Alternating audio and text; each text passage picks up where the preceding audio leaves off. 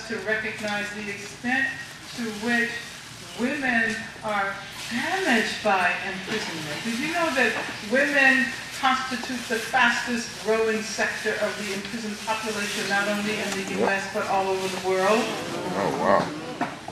And that black women and women of color, not just in the U.S., but all over the world. I mean, I've been into women's prisons in the Netherlands. I've been into women's prisons in Sweden. I've been to women's prisons all over Australia. And what I see in every single prison is an overabundance of people, of women we would call women of color.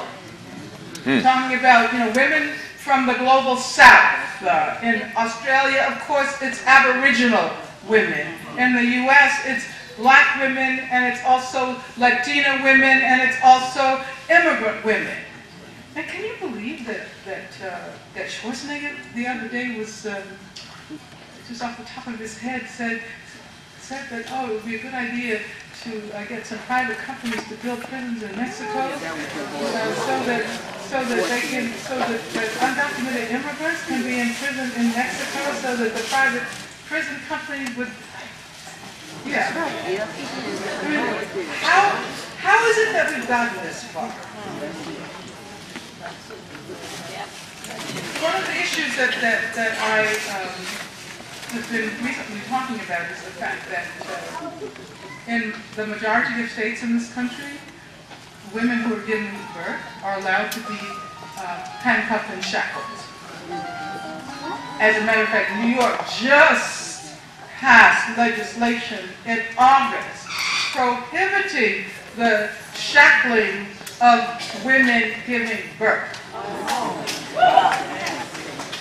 And I mean, that's good that New York passed legislation, but it took them 9 years to do that. Why did it take them so long? Why is it that women are allowed to give birth in shackles?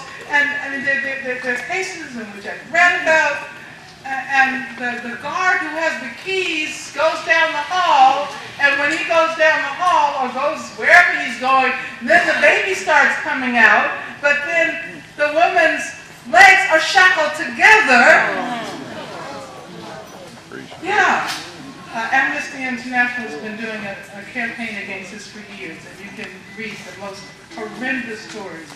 Stories that if you weren't already convinced that prisons bear the imprint of slavery, that prisons are the palpable memory of slavery realized, when you read those stories, there is no way you can deny the connection between imprisonment and slavery.